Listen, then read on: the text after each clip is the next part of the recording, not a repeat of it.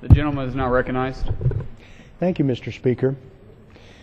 I appreciate the comments we just heard on the floor from my colleague from Tennessee talking about Dr. Hansen's retirement, a gentleman who has faced a great deal of criticism, including many from this Congress, because of his forceful presentation of his point of view. And time after time after time, Dr. Hansen has been proven correct. This is the most important issue that we're really not debating in Congress.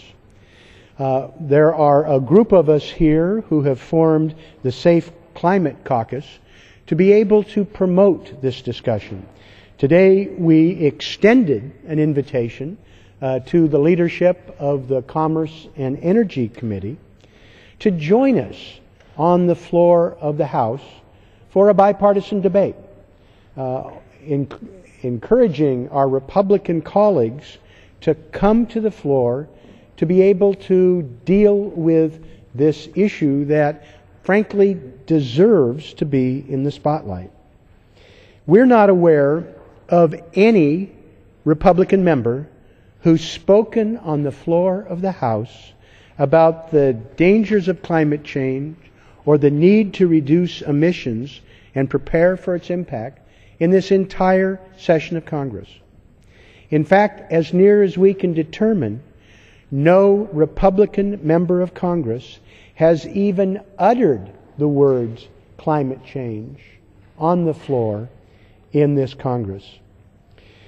It's, I suppose, better that they're not talking about it at all than what we had in the last Congress, where the Republican-led House of Representatives voted 53 times to block action on climate change.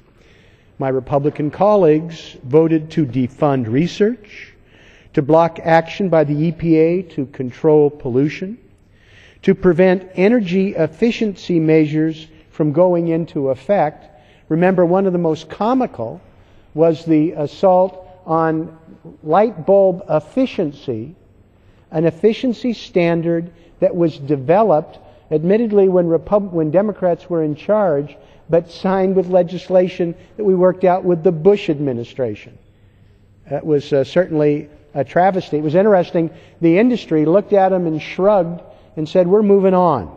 We're not going back to produce less energy efficient light bulbs." They voted to stop the administration from encouraging developing countries to do this part.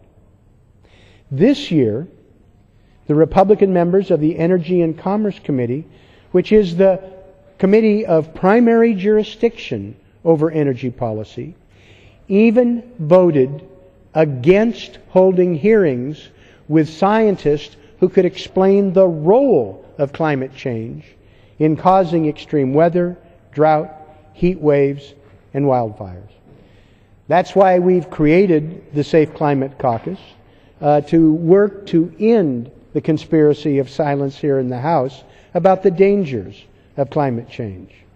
But we sincerely hope, that our Republican colleagues would join us here on the floor of the House in one of these special orders to discuss our various approaches. If they don't agree with human-caused impacts of extreme weather events, engage in the debate to explain why. If they do agree that we are at least having extreme weather events, whether or not they're human-caused, let's debate what we should do to be protecting us from those impacts. The American public deserves no less. So until we're able to engage our Republican colleagues in a spirited, thoughtful debate on the floor of the House, we will continue pointing out the problems that we face, the risks, the dangers, the path forward. Because in 2012, there were over 3,500 weather-related records set due to extreme heat, rain, drought, cold, and wind. The American public has seen that. They've suffered the consequences, they're concerned. Hurricane Sandy was one of just 11 weather disasters last year in the United States that caused more than $1 billion of losses, a total of over $60 billion, which taxpayers are being forced to help assume the burden. Here in Washington, D.C., we set another record. 90 degrees today for April 10th. At the same time, there are snowstorms in Colorado. 2012 was the 36th consecutive year with a global temperature above the 20th century average. The last time there was a year with a global temperature that wasn't above average was 1976, before Jimmy Carter was elected president. We were celebrating the bicentennial. Most of our staff here in Washington, D.C. on Capitol Hill has never experienced a year where temperatures weren't above average. Now, just because our Republican friends don't want to debate it, just because they have fought to prevent our initiative, doesn't mean that it's not having an economic impact.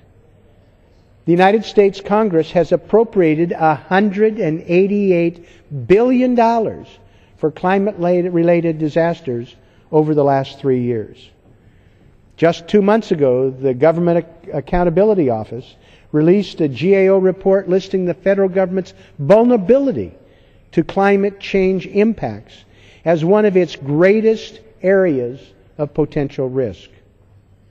Climate change could increase investment portfolio risk by 10% over the next 2 decades by disrupting supply chains.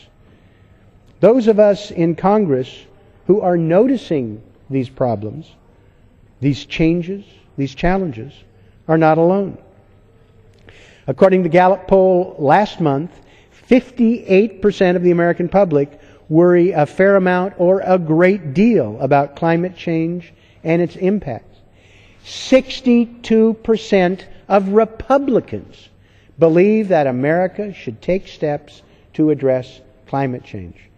Monday, Arnold Schwarzenegger joined the list of Republican politicians who now acknowledge that climate change is a serious concern, speaking at the Price School of Public Policy in California. Governor Schwarzenegger said, if we're smart, we listen to our doctors. If we're stupid, we ignore our doctors. And it takes a heart attack to realize that we should listen.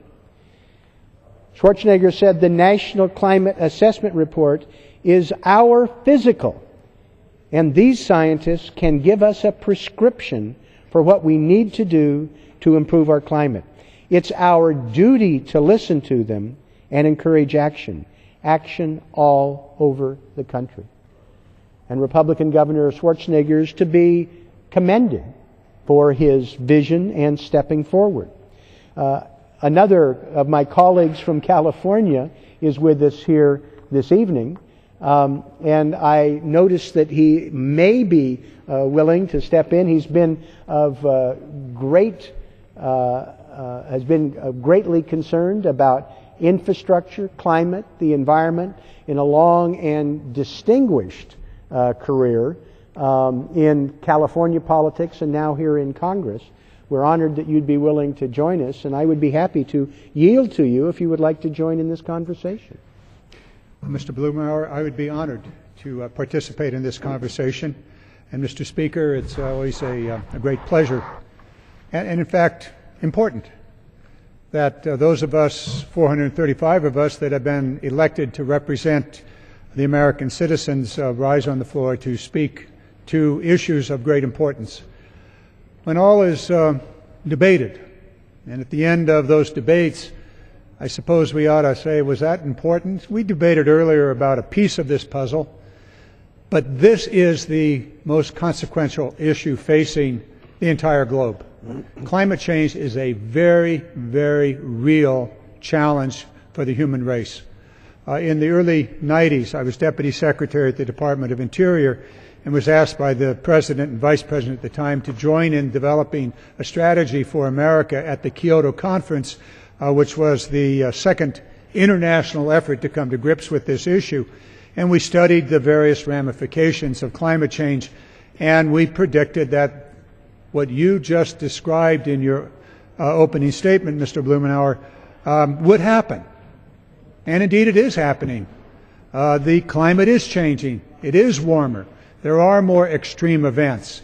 And the impact is already being perceived in those things that are most unnoticed, which is the change in the vegetation and in the flora and fauna throughout the United States. As you hike through the mountains of the Sierras, you have to go a little higher to see species, both animal and fauna, that lived at a lower elevation. They're moving up the mountain, those that can.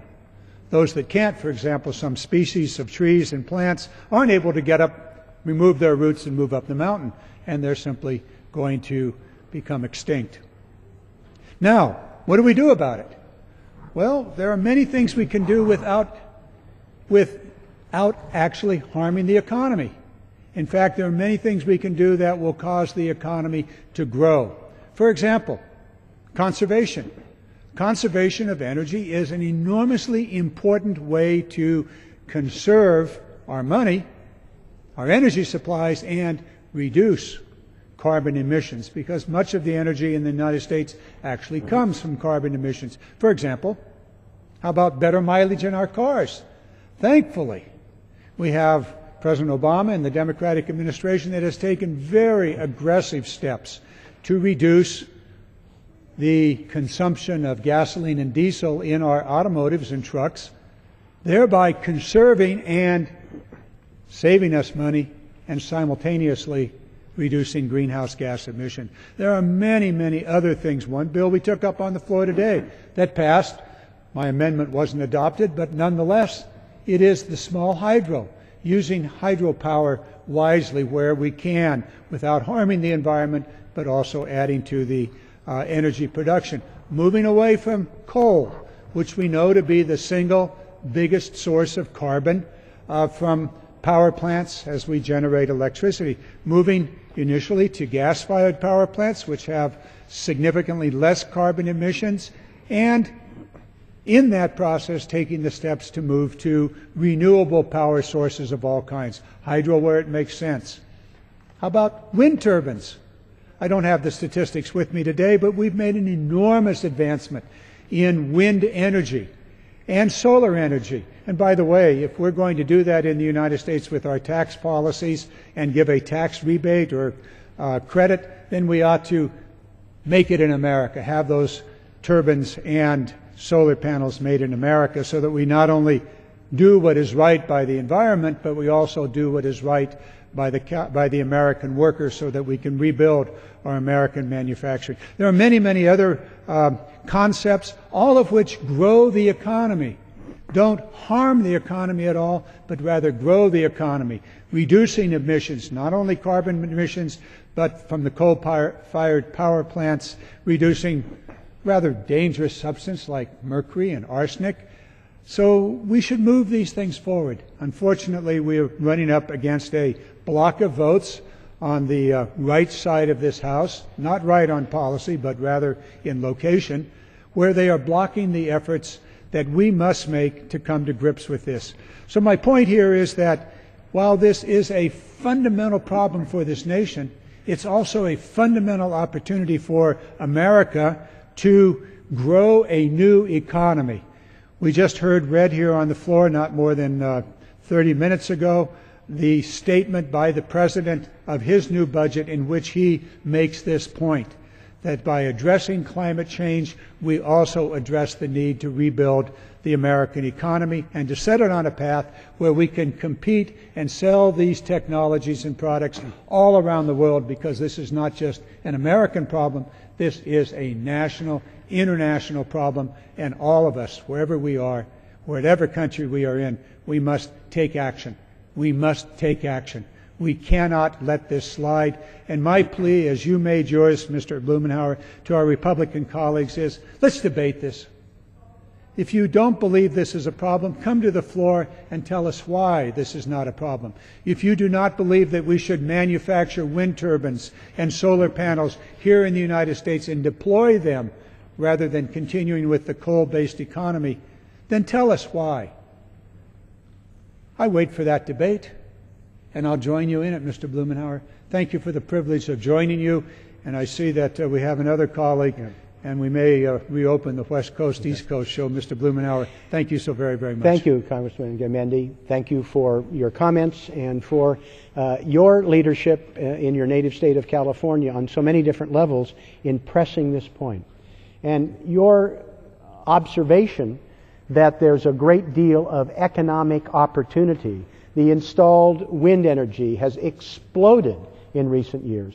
And in fact, not only are we producing the energy here in the United States, it's American wind, where it's not dollars that we're exporting. If I might interrupt you for a second, there are those that would claim that this place is also a windy chamber.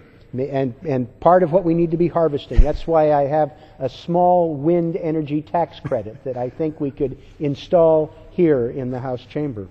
But part of what we've done with the Recovery Act has increased dramatically the amount of manufacturing that's here in the United States for that installed energy. Now, we are joined with one of our colleagues, Congressman Tonko from New York, who has, before he came to Congress, where he's been very active in these areas, had his own series of activities providing leadership and technology and energy efficiency, and we'd be honored for you to join in the conversation. Thank you, Representative Blumenauer, for leading us in this discussion. I appreciate the fact that you've brought together this thoughtful discussion, this dialogue on how we need to embrace a stronger sense of stewardship with our environment that ties to our energy policy, that ties to our economic recovery opportunities.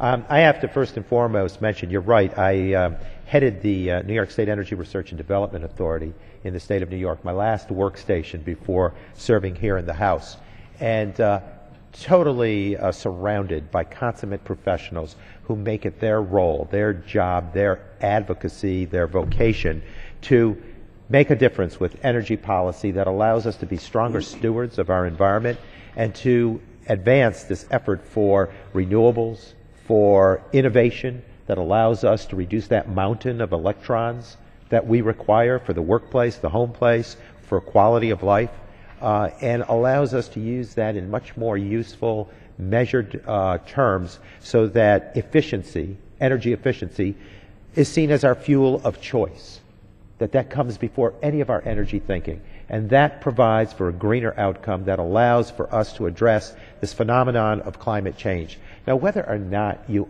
believe in climate change, and to me the scientific evidence is insurmountable, but see it as an opportunity for jobs, good paying jobs, jobs that advance research and innovation and intellect and ideas as an economy that can then transition us into a very powerful bit of economic recovery. But I want to make certain that I introduce onto this floor the discussion about Mother Nature and its grip on the 20th Congressional District, and before that, before redistricting, when I represented the 21st, Irene and Lee, as major storms, impacted my region. People had lost, Representative Blumenauer, everything for which they ever worked. Houses swept into the river through storms that just, through the force of Mother Nature, overpowered communities. Many houses destroyed, heritage crown jewel items in the region that were visitation centers, destinations, destroyed. A covered bridge, historic in nature, wiped away through the ravages of water. This was a profound impact. Lives lost, many injured. Communities are still rebuilding. Businesses are coming back. Households are still abandoned. The efforts have been powerful. We've witnessed volunteerism to the nth degree, a tremendous statement about the human heart to respond to needs of neighbors and at times total strangers. And then this year, seeing what had happened with the ravages of Sandy, Superstorm Sandy, that impacted New England, impacted Metro New York, New Jersey, and beyond, Pennsylvania. These are atypical situations. Tornadoes, tropical storms, hurricanes as far north as upstate New York had been unheard of. And so there is a statement that Mother Nature is making. And we are faced with this climate change phenomenon, a concept that we need to address in scientific measure, in ways that allow us to constructively build a plan that allows us to move forward, again, by enhancing the opportunities for job creation. You know, what I had seen through the advocacy at NYSERDA, the State Energy Research and Development Authority, was this effort for us to be the keepers of the funds that would go towards innovating and transitioning into a better reliance on renewables, using in a benign way the environment qualities that surround us, the winds, the sun, the soil, the water, in a way that allows us to respond to the needs that we have as a society for energy, and to do it through intellect. And the intellectual capacity of our nation is something we constantly cultivate through education, training, higher ed, apprenticeship programs. These are forces that can then bear good news of invention, of innovation. You know, I have the Renewable Center for GE, the International Center, in the heart of my district. We have the R&D lab in Niskayuna. All of these places are working in a way to allow for us to look at new battery design, the linchpin to innovation that allows us to embrace perhaps storage of intermittent power, that it makes it more predictable and of more useful capacity. Investment in cable that allows for less line loss in the delivery and the transporting of electrons to the source. There are many, many ways that we can be significantly sensitive to the demands on our society for energy, and not to be wasteful, to be innovative in our approach, and to green up our thinking. I'll say this, and I know we have others that want to speak, but when I first arrived here in 2009, after the 2008 election for my first term to serve in the House, I was able to sit at the table when we formed, as Democrats, SEEK, the Sustainable Energy and Environmental Coalition. It's a group of like-minded thinkers who want to take us in green direction with progressive politics and enable us to think outside the barrel, to be able to be clever in our approach to provide for new ways to meet society's needs, to open the door to job creation, to provide for soundness of outcomes in a sustainable way that allows us to make a very bold and noble statement. And that is typically this, that we inherit this environment for the moment. And it is our task, I believe, morally, to hand it over to the next generations in even better stead. And that is a daunting challenge these days.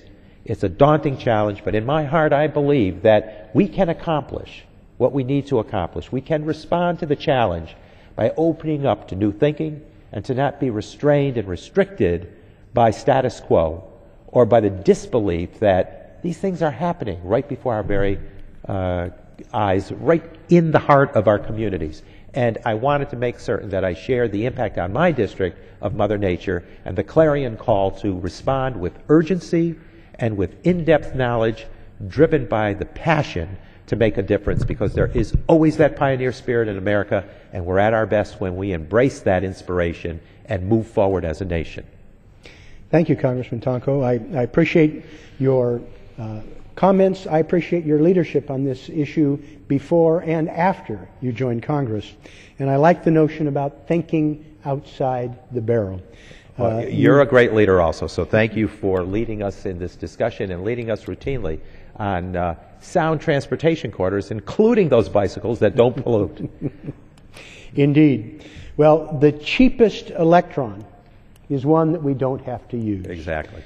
And if we just double American energy efficiency, we can cut carbon emissions 22% by 2020.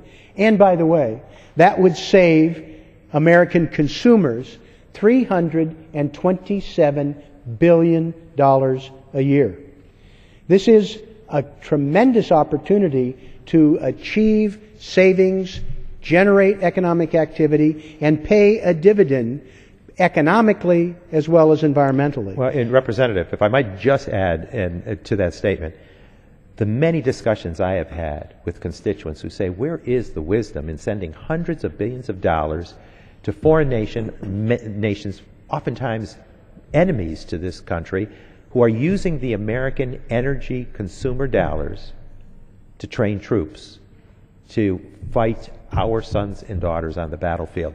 This is a no-brainer. This gluttonous dependency on fossil-based fuels imported to keep our energy agenda alive has got to stop, and we need to move forward, again, with the progressive thinking that I know we can embrace in this House, get it done. So I thank you again for leadership in this dimension. And that last element is one that makes it so surprising that my Republican friends don't want to talk about dealing with climate change and energy efficiency on the floor, especially given the fact that an amazing, stellar array of distinguished foreign policy and military experts who have identified climate change and fossil fuel dependency as a strategic vulnerability for this country, and why they have argued that we ought to move forward aggressively dealing with climate change, dealing with energy efficiency, because it strengthens America rather than sending dollars, as you point out, to people who don't necessarily share our interests or our beliefs. It has been pointed out more than once that we are financing both sides of the war on terror. But I would like to turn, if I could, to my friend from Memphis, Congressman Cohen, who started us off this evening with a terrific one-minute observation about Dr. Hansen's retirement, and we would welcome your thoughts and further observations about our moving forward. Thank you. I appreciate your leadership on this issue and your scheduling this special order. Dr. James Hansen did retire. He is considered the foremost climatologist in the world, and as I understand it, he shared in a Nobel Prize in 2007 on this general type of issue. And he's been the leading proponent of our watching out for the future, and the Keystone Pipeline been he's the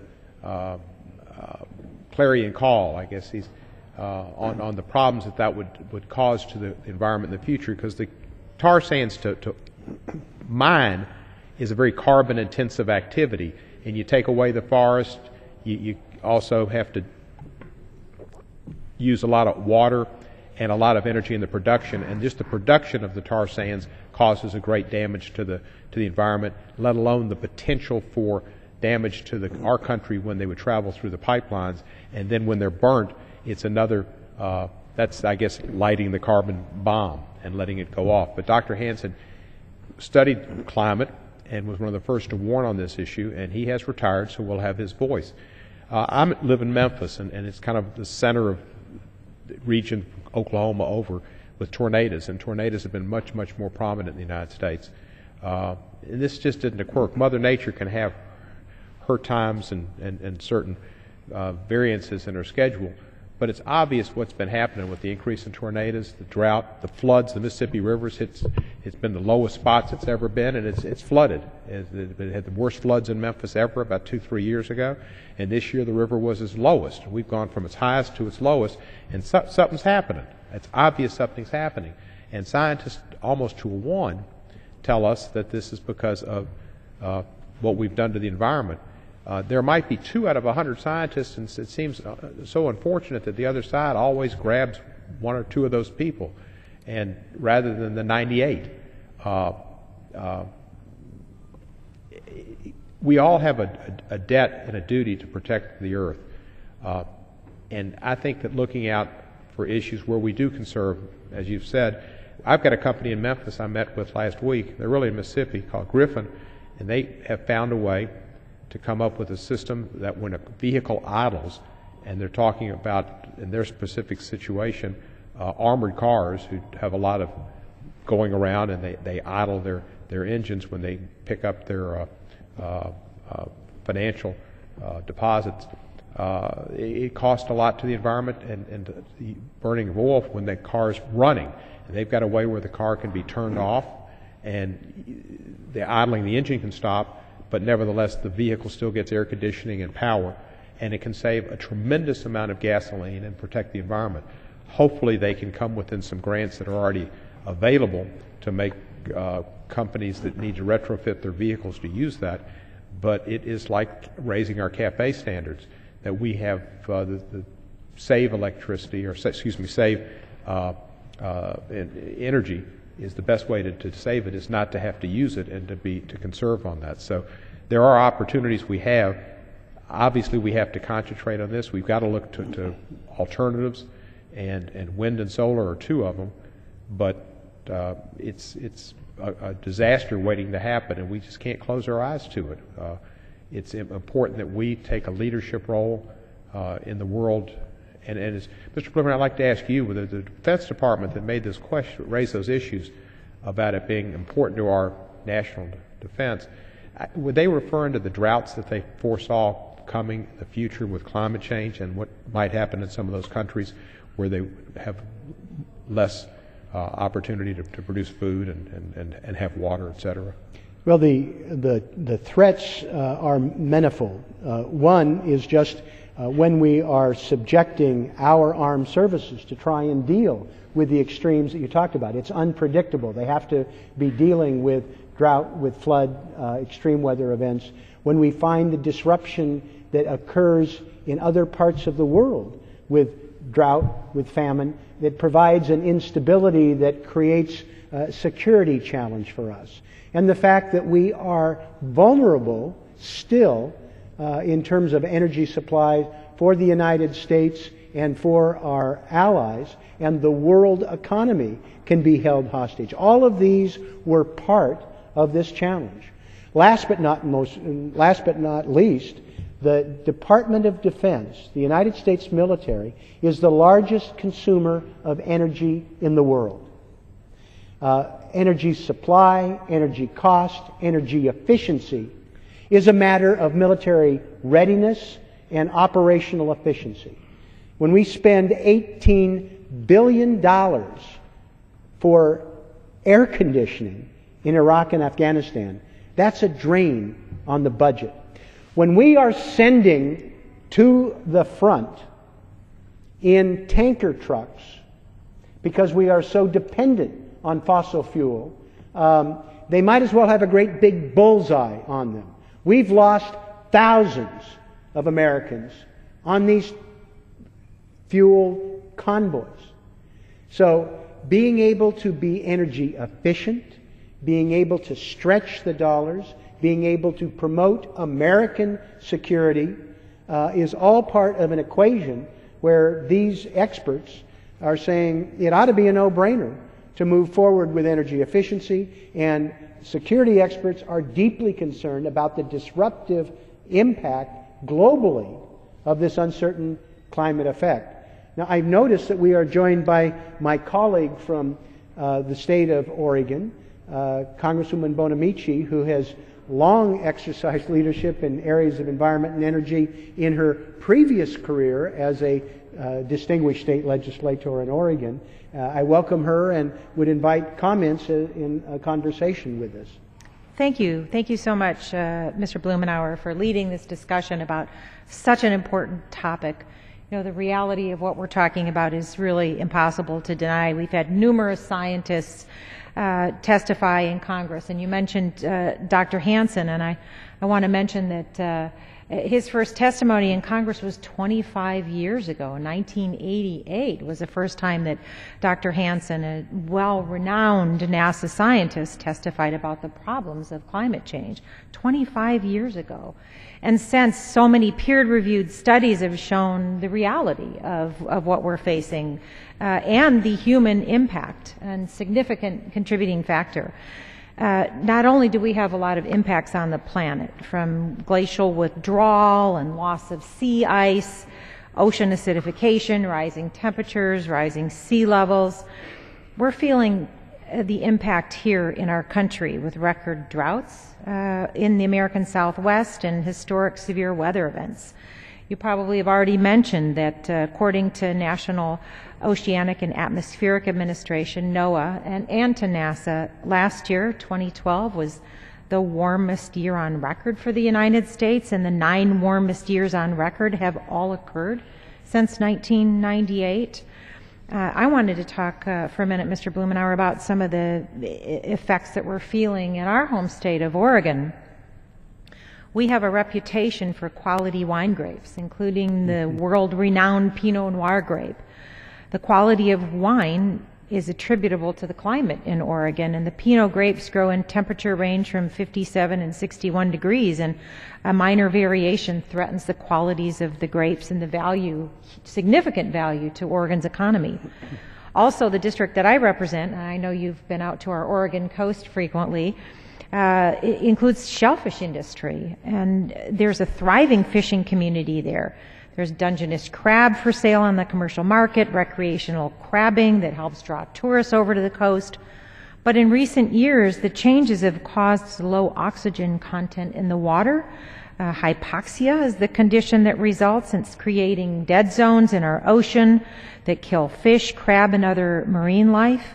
This is a serious problem that's affecting the industry over there. There's a shellfish hatchery, Whiskey Creek, over in Tillamook that supplies 3/4 of the oyster seed to produce shellfish up and down the West Coast. It's an industry worth $110 million annually.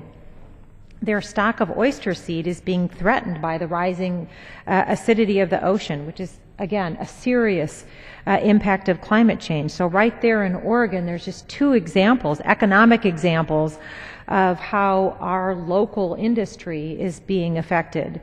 And Oregonians, I know, as well as people around this country, they're looking to us for solutions. They're looking for us for leadership. So we need to discuss how we're going to mitigate and begin to reverse these environmental and economic effects. We have a great responsibility, not only to our own home states, but to our country and the rest of the world. And we need to take a leadership role. I appreciate that comment. I was just thinking as you were describing the threats on our Oregon coast to what we just read in the Washington Post a couple of days ago here, where the impacts of climate change are having a profound effect on the blue crab. They're breeding a super crab that's actually, they're growing more rapidly. At the same time, climate impacts are weakening the oysters, making them more vulnerable. So the potential here of completely disrupting this critical part of the ecosystem in the Chesapeake Bay. Well, I appreciate very much your joining in this conversation. You know, I wish that our Republican friends would join us in the invitation to actually debate this issue in the finest tradition of the House of Representatives. There was a time when in this chamber there were echoes of great challenge, debate, where people went back and forth with ideas to be able to bring out the best in us. We actually saw that when the Republicans took control 23 months ago, one of the first things they did was abolish the special committee on climate change and global warming. And since then, we haven't really had an opportunity to engage in this fashion. I appreciate your bringing up the idea of the hottest year. And in Memphis, it does occasionally get hot.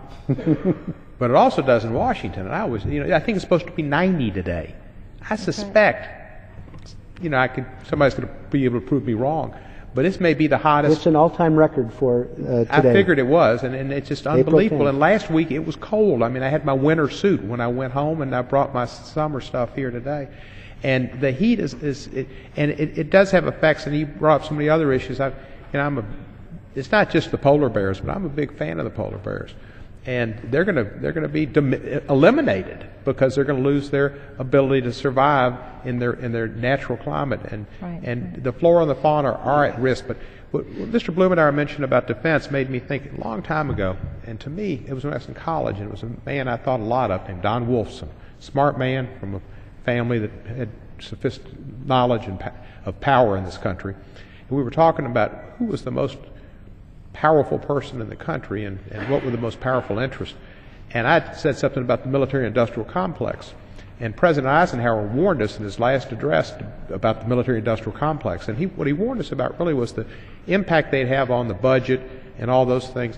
But what he told me, Don Wolfson, he said, but the military-industrial complex is all tied to one thing, and it's oil. That's what it's about. And a lot of the military, because it runs on oil, and Mr. Blumenauer so well pointed out, they're the most consuming user of oil, and they also, at the same time, are spending much of their efforts defending the trade routes to get oil, and that's why the Fifth Fleet's over there in Bahrain, and it's defending the Straits of Hormuz, and why Iran has a particular significance in the Middle East. So, it's amazing what President Eisenhower warned us, and I don't know if that was part of his warning, but maybe there was more truth to what he said, and we probably should spend a part of each day reflecting on President Eisenhower's warning about the military-industrial complex and what it has done to our nation, because that's where the budget's really got a great problem. And that all goes back to our dependence on foreign oil. Sure. And if I may add, too, that calls out for continued investment in alternative technologies and energy, from electric vehicles to hybrid vehicles to alternative fuels, solar power, wind power. Bicycling. We need to continue. Bicycles, of course, bicycles. We need to continue that research and investment in those alternative technologies to decrease our dependence on foreign fuel. And one of the things that I want to mention, too, what we have debated here on the floor is how much we're going to spend to clean up after disasters. And that is something that we have debated here on the floor. I want to point out that a recent GAO report for the first time lists climate change as a significant financial risk to the federal government. We're not well positioned to address the fiscal exposure presented by climate change. So as a nation, we become too familiar with consequences of waiting until the 11th hour to develop solutions. The time is now to work together to begin to reverse these changes, to develop alternative technologies, to come up with policies that will begin to take on this very serious problem and build our economy at the same time. And even for those who dispute or ignore the scientific evidence of climate change, we can still discuss the economic gains we can make by investing in a clean energy economy and modernizing our infrastructure and seeking energy independence, which is also a national security issue as well, as you mentioned. Absolutely.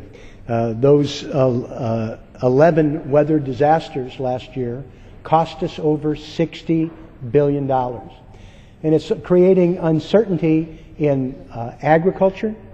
It's creating uncertainty in the business of insurance, where it's more difficult for them to be able to calculate what they're doing. It places more burden on the federal government because in many cases there aren't private alternatives available. It's why we had to create flood insurance.